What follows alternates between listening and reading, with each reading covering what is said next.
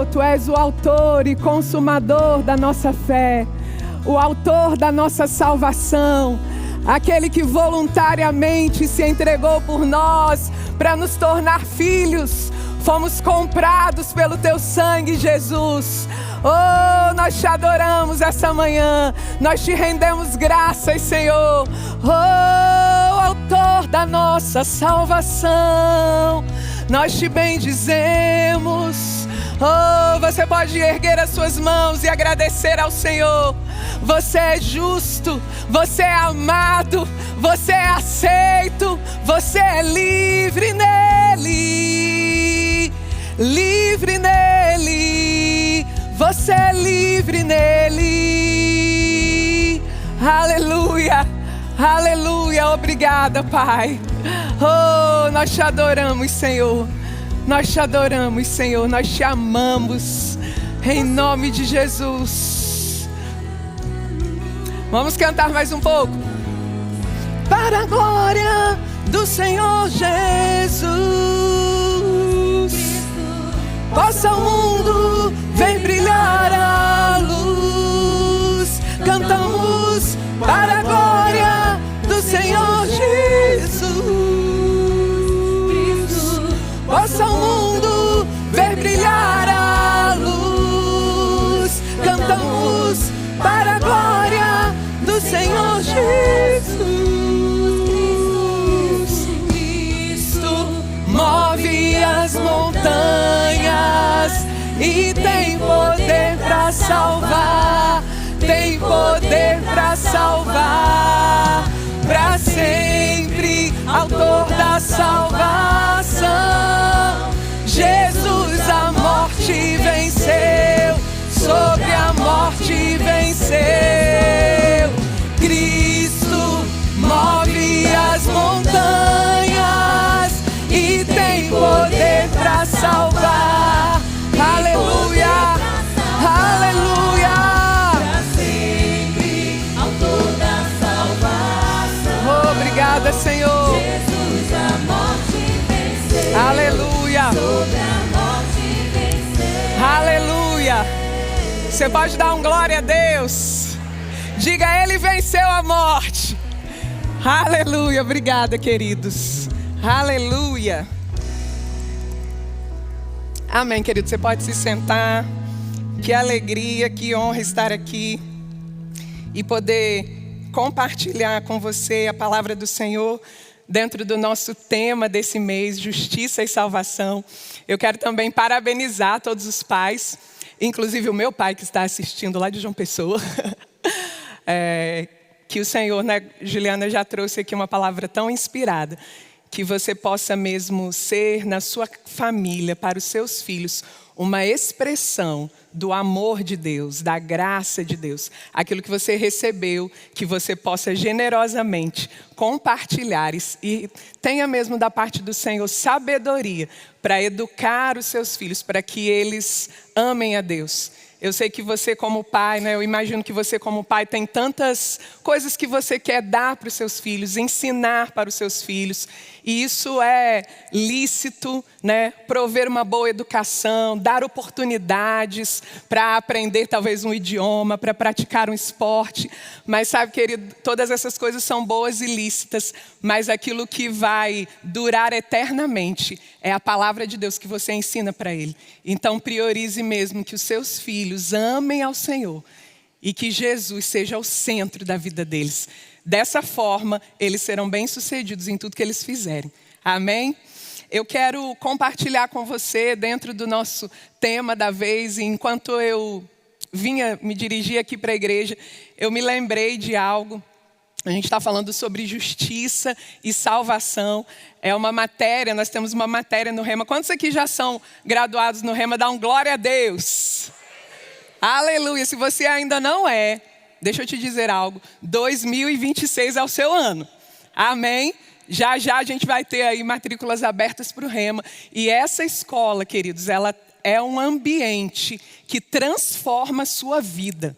Eu posso dizer isso, a minha vida, eu já era cristã, eu já amava ao Senhor, mas a minha vida foi completamente transformada quando nos anos de 2010 e 2011, eu me sentei durante 2 anos lá na cidade de Belo Horizonte, onde eu fiz o Rema, e recebi essas verdades. E eu me lembro que eu cheguei no Rema, eu vinha de uma outra denominação que não tinha um entendimento que temos hoje do que é ser justiça de Deus.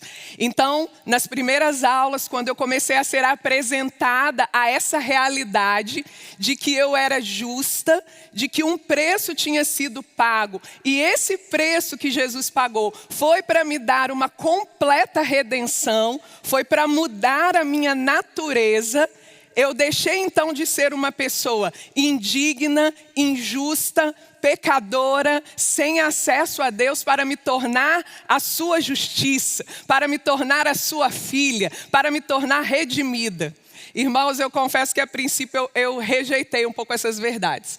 Por conta de crenças erradas que eu tinha, a religiosidade começou a me impedir. E quando eu ouvia o professor explicando, mostrando a palavra e dizendo, olha, nós somos a justiça de Deus em Cristo Jesus. Você pode estar na presença de Deus, sem medo, sem culpa, sem complexo de inferioridade, como se o pecado nunca tivesse existido.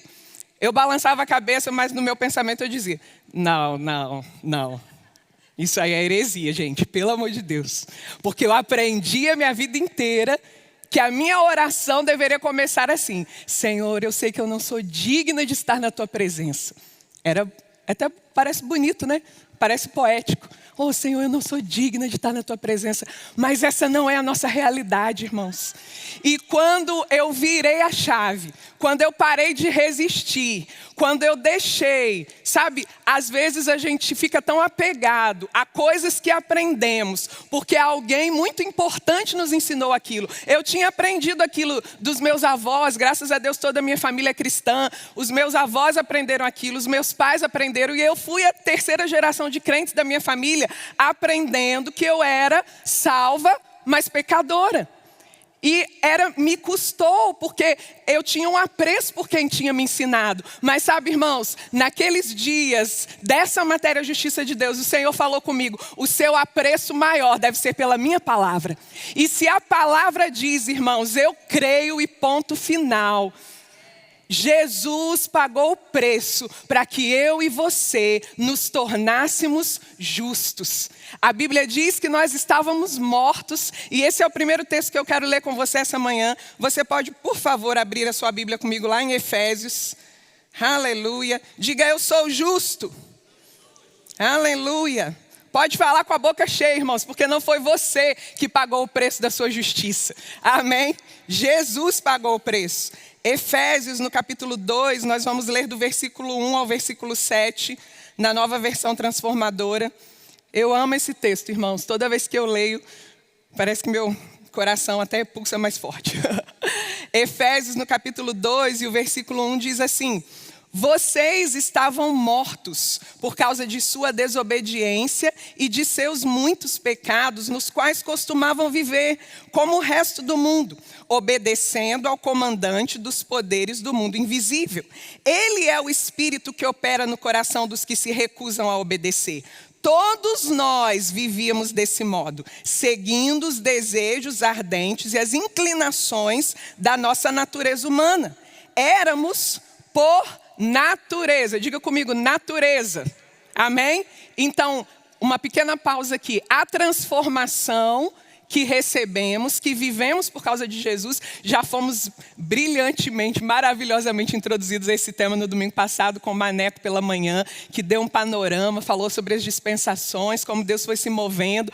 À noite, né, pastor Tiago trouxe, eu achei tão maravilhoso como ele foi introduzindo o texto falando sobre a circuncisão, os diferentes tipos de circuncisão, e terminamos com aquela festa santa. Meu Deus, irmãos, tantas conversões, tantas pessoas aqui se tornando justos. Então, já começamos a aprender e entender que a mudança que vivemos é uma mudança de natureza, não é uma mudança de status religioso. Amém? Eu era ateu, agora eu sou evangélico. Eu era dessa outra religião, agora eu sou evangélico. Não, irmãos. Não é uma mudança no censo do IBGE. É uma mudança de natureza. Eu estava morto, agora eu estou vivo. Eu era pecador, destinado ao inferno. Eu era filho da ira, eu era filho do diabo. Eu não tinha perspectiva de vida. Eu estava condenado a viver o restante da minha vida debaixo do jugo de Satanás. Mas Jesus mudou a minha natureza. Aleluia! Ele me fez ressuscitar por dentro. O meu espírito que estava morto ganhou vida quando eu disse: Jesus, eu te aceito. Eu te recebo como meu Salvador. E agora eu deixo de ser quem eu era, morto espiritualmente, sem acesso a Deus. E o sangue de Jesus construiu um caminho para que eu acessasse de novo a presença de Deus. Aleluia, aleluia. Ainda no versículo 3, éramos por natureza merecedores da ira como os demais, mas Deus é tão rico em misericórdia e nos amou tanto que, embora estivéssemos mortos por causa de nossos pecados, Ele nos deu vida juntamente com Cristo. É pela graça que vocês são salvos, pois Ele nos ressuscitou com Cristo e nos fez sentar com Ele nos domínios celestiais, porque agora estamos em Cristo Jesus. Portanto, nas eras futuras, Deus poderá apontar-nos como exemplos da riqueza insuperável de sua graça, revelada na bondade que Ele demonstrou por nós em Cristo Jesus. Amém? Então veja, esse é o quadro da redenção. A Bíblia é o livro que conta uma história de redenção. Deus criou o homem e a mulher para um propósito, para o louvor da sua glória, para terem comunhão plena com Ele. O pecado atrapalhou isso, quebrou a comunhão, impossibilitou que o homem de novo acessasse a Deus.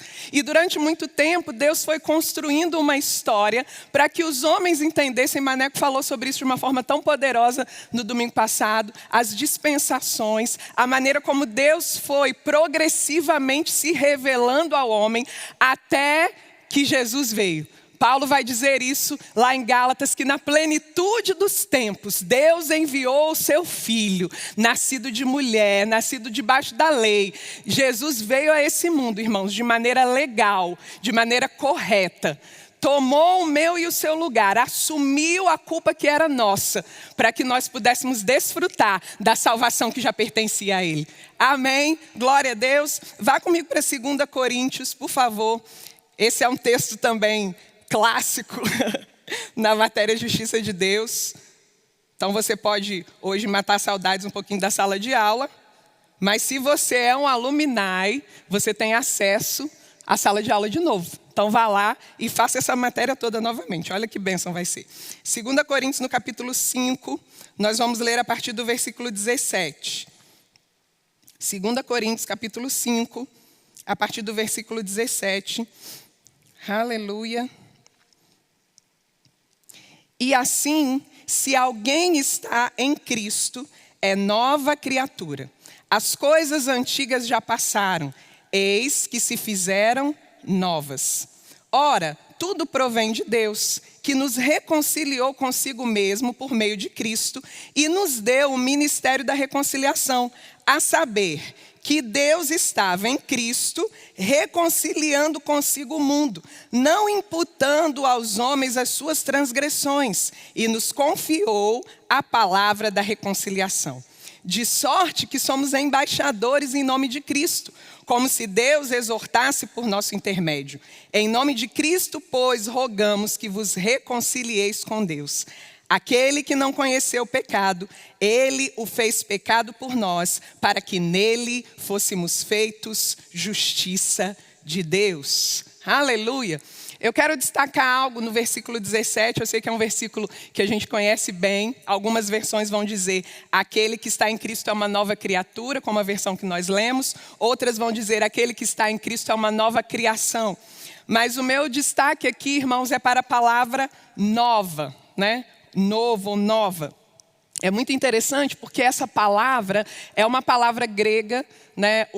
O Novo Testamento ele foi escrito em grego e algumas partes em aramaico e o Velho Testamento em hebraico. Então, às vezes é interessante que a gente vá para a palavra original para ampliar o nosso entendimento.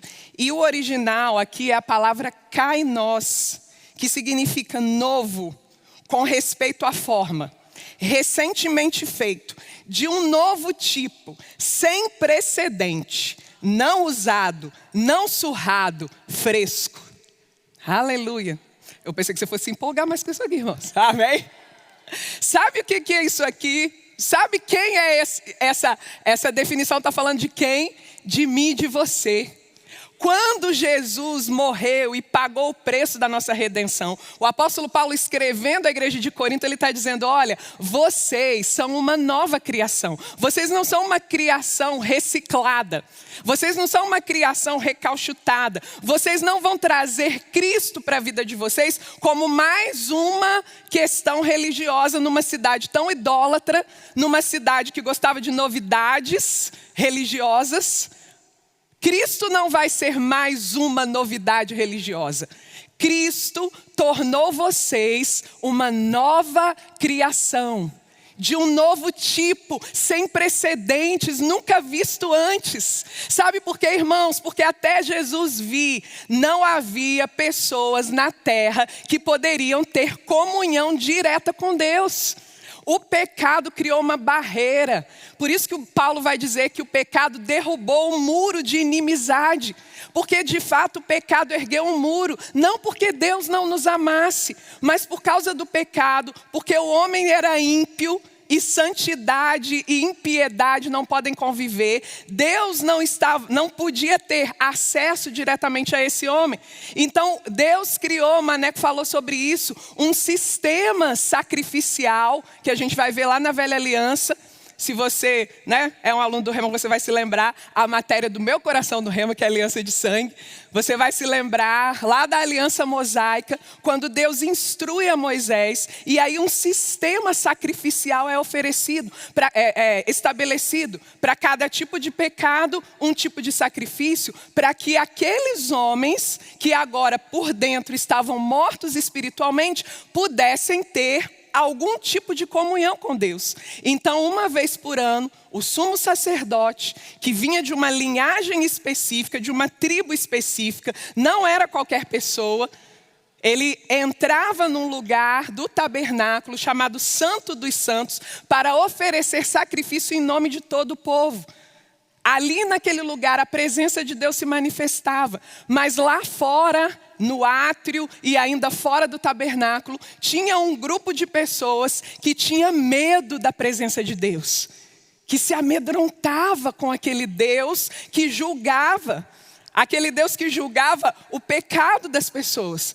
E por não terem a mesma natureza que nós temos, essas pessoas estavam limitadas fisicamente, do lado de fora literalmente, espiritualmente do lado de fora, sem conseguir acessar a Deus, sem conseguir acessar a comunhão com Deus, sem paz com Deus. Mas a história mudou. Aleluia, aleluia.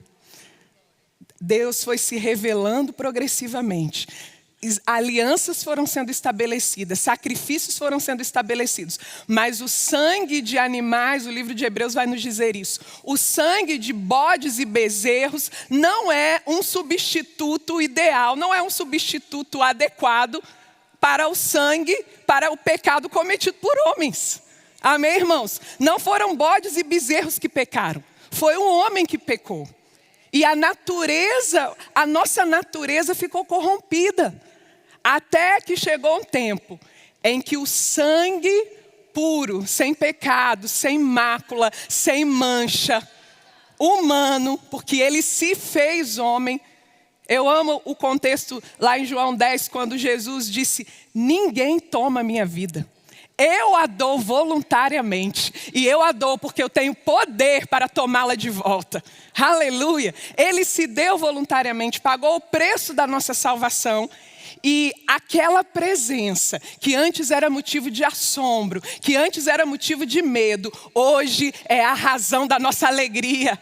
Aleluia! Você pode abrir a sua Bíblia comigo lá em Romanos, no capítulo 5. Esse também é um dos meus textos. A Bíblia toda é maravilhosa, né, irmãos? Mas a gente tem aqueles textos que aquecem o nosso coração. Romanos 5, no capítulo 1. Olha o que a palavra de Deus vai dizer. Versículos 1 e 2. Justificados, pois, mediante a fé, temos paz com Deus por meio de nosso Senhor Jesus Cristo, por intermédio de quem obtivemos igualmente acesso pela fé a esta graça na qual estamos firmes e gloriamo-nos na esperança da glória de Deus. Aleluia! Diga, eu tenho paz com Deus. Deus não está irado comigo e com você. Deus não está com raiva de você, irmãos. Deus não está no céu pensando na próxima estratégia para te prejudicar. Muito pelo contrário. Ele está pronto para te abençoar. Porque hoje, por causa da justiça, porque você fez de Jesus o justificador da sua vida, você tem acesso a Deus. Você tem paz com Deus. E nós estamos inseridos num mundo onde milhares de pessoas não têm paz com Deus. A gente está trabalhando aqui com duas vertentes: justiça e salvação. Justificados fomos, salvos fomos. Nós não tínhamos perspectiva, mas a salvação nos alcançou. E uma vez que a salvação nos alcançou, nós recebemos uma missão. A missão dos justos. Amém? Quantos são justos aqui? Amém? Então, se você é justo, você tem uma missão. Nós acabamos de ler aqui em 2 Coríntios, no capítulo 5, quando o apóstolo Paulo fala sobre o ministério da reconciliação.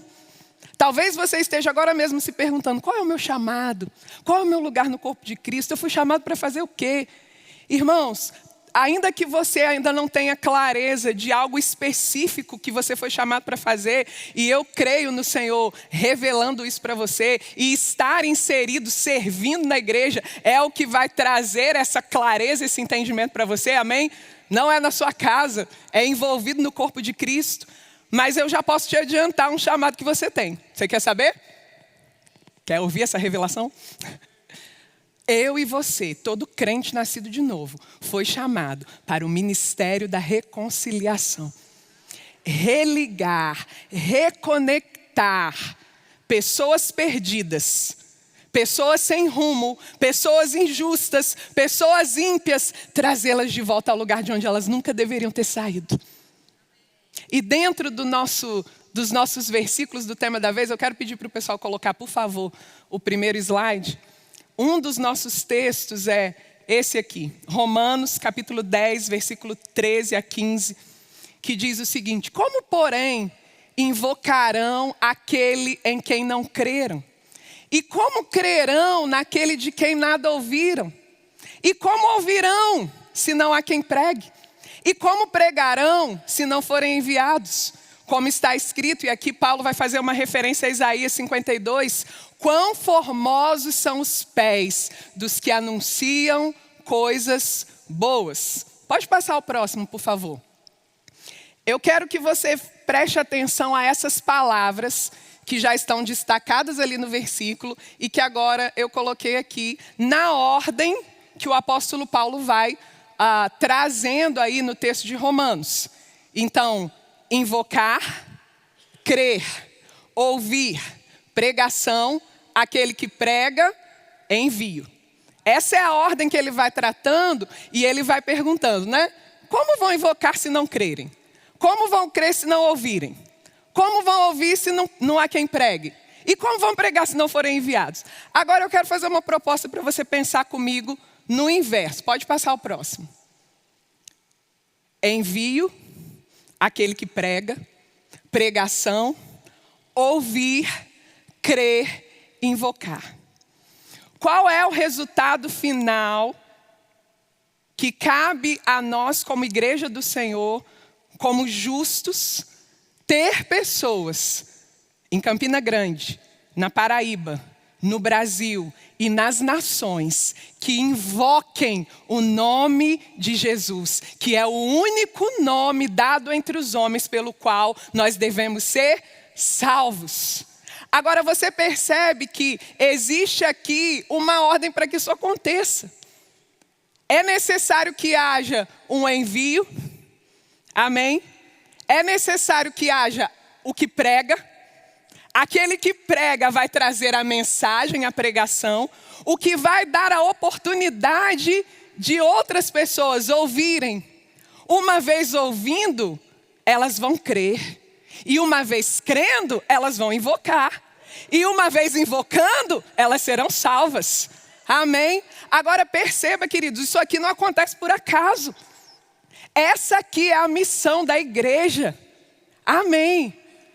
Você e eu estávamos, vamos pensar assim, né, nessa analogia. Nós estávamos com uma doença considerada incurável.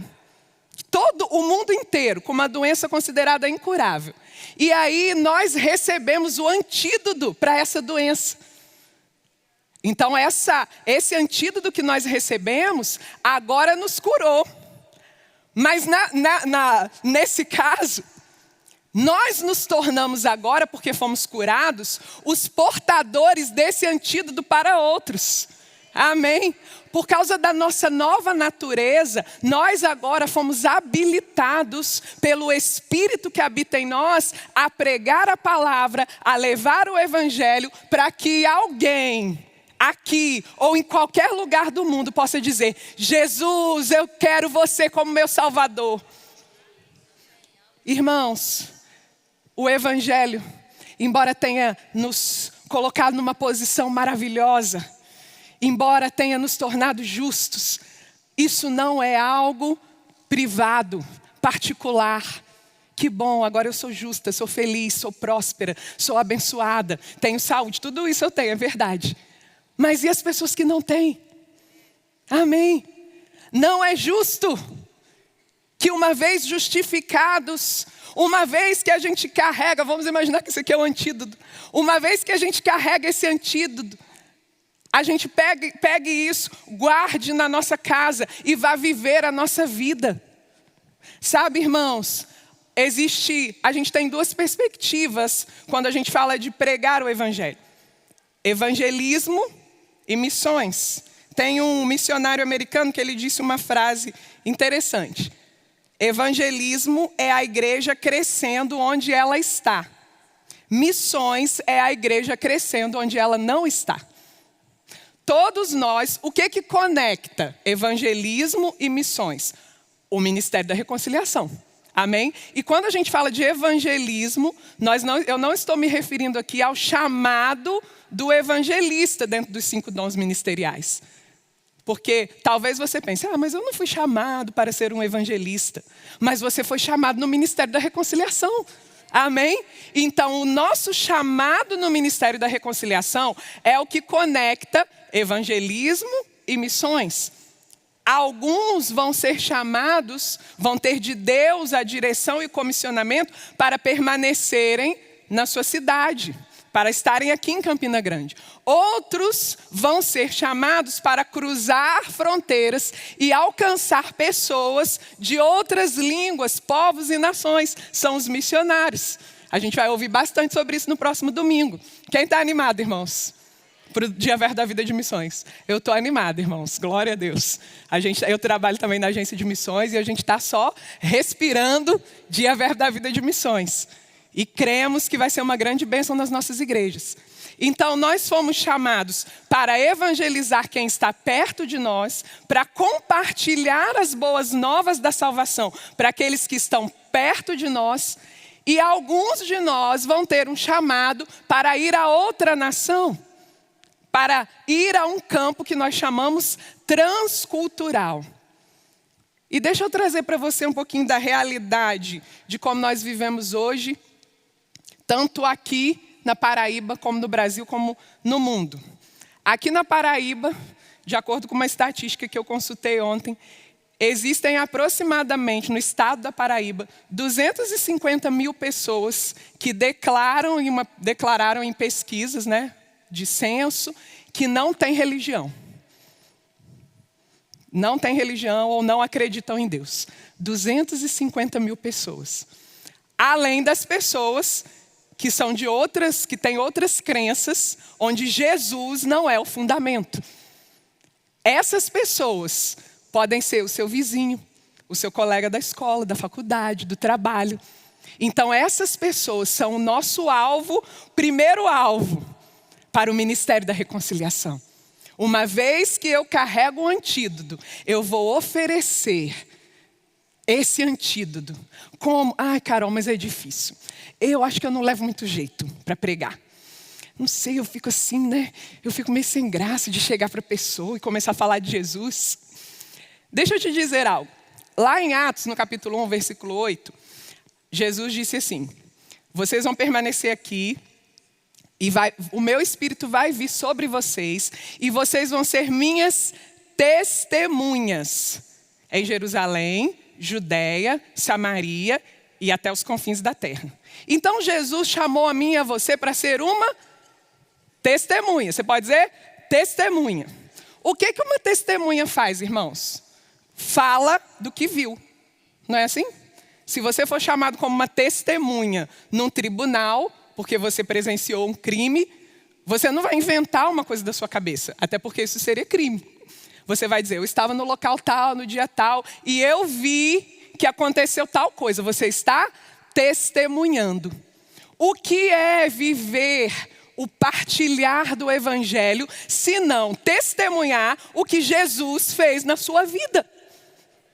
Você tem algo para contar sobre o que Jesus fez na sua vida? Sim ou não? Como você era antes de encontrar Jesus? Como era a sua família? Como era a sua vida?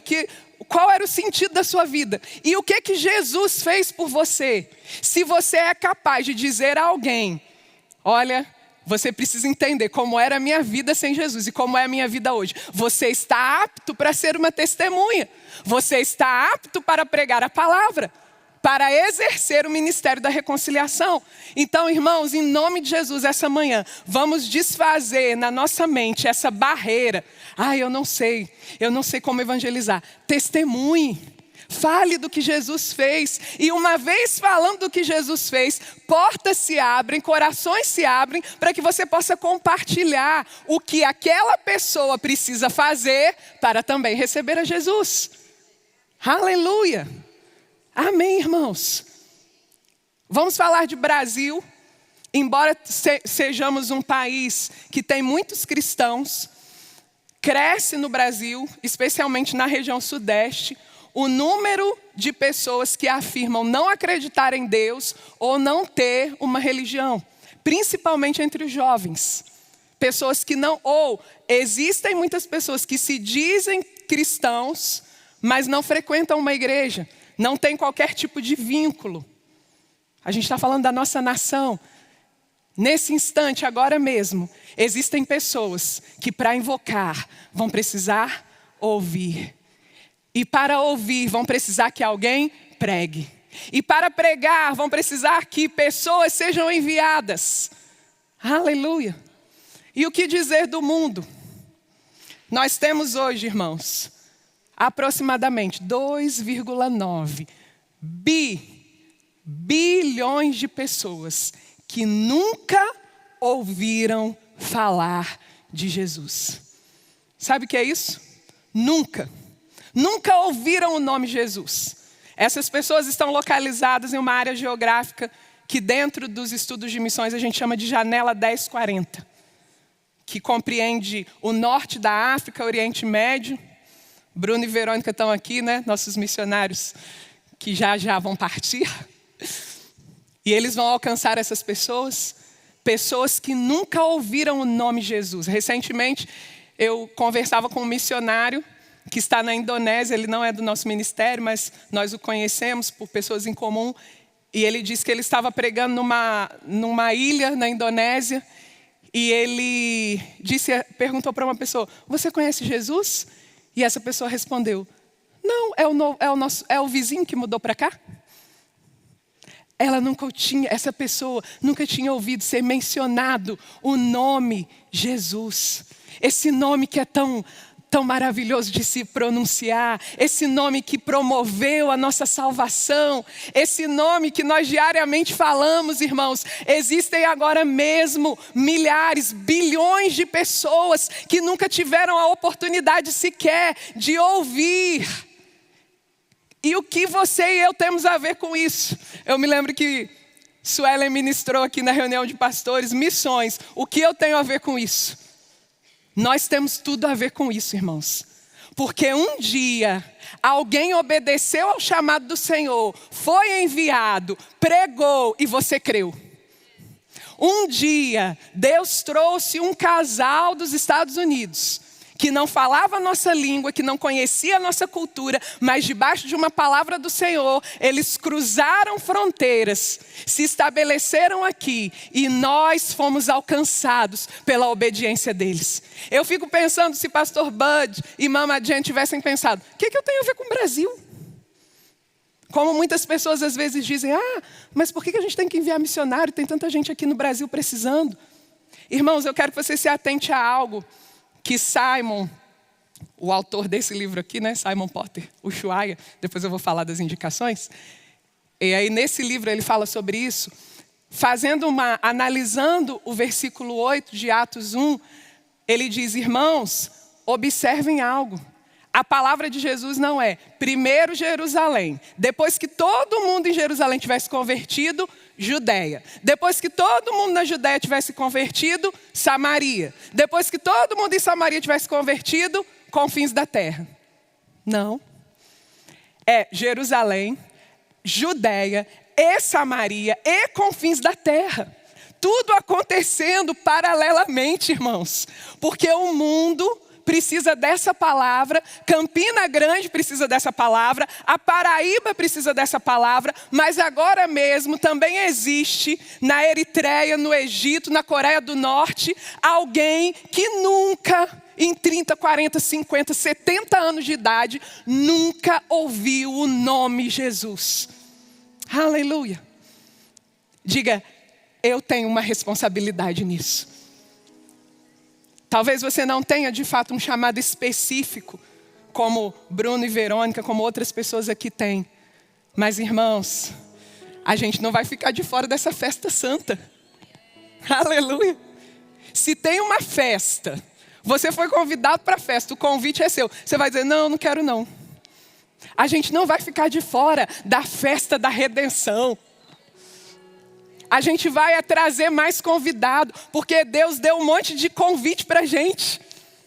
Ele preparou uma festa maravilhosa. E Ele disse, vão agora meus filhos.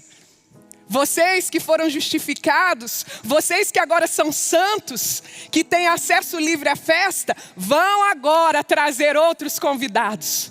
Vão agora entregar esses convites para que outros possam viver.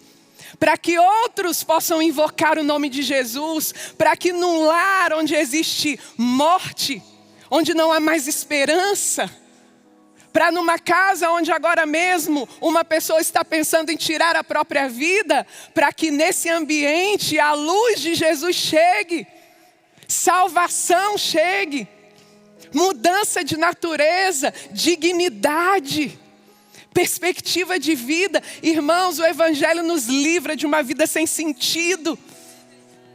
Eu acordo de manhã e eu digo, Senhor, obrigada. Que sentido teria a minha vida se não fosse o Senhor? Eu poderia conquistar muitas coisas naturalmente falando. Que sentido isso teria? Se Jesus não é o centro, nada faz sentido. Coloca o último slide para mim, por favor. Apóstolo Guto citou essa frase esses dias. Ela é atribuída a esse teólogo chamado Carl Henry. O evangelho só é boas novas se chegar a tempo.